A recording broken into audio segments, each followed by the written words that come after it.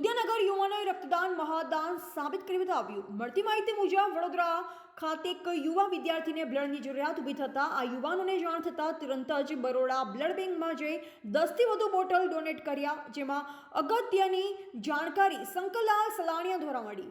આમ અને હિંમત મહેન્દ્રકુમાર સલાણિયાએ પૂરી આ સમયની દાનની તક મુકેશભાઈ જાટવા, અરવિંદભાઈ સલાણિયા, અરવિંદભાઈ મોરારભાઈ, પ્રદીપકુમાર મધ્યપ્રદેશથી, દશરથભાઈ સલાણિયા, પ્રવીણકુમાર ભાવરામ સાલણિયા બામણિયા, મુસ્લિમભાઈ રફીકના પુત્ર અન્ય બીજા યુવાનો દ્વારા રક્તદાન કરાયું. આ સમાજ અનેકતામાં એકતા સાથે જોડાયેલ છે.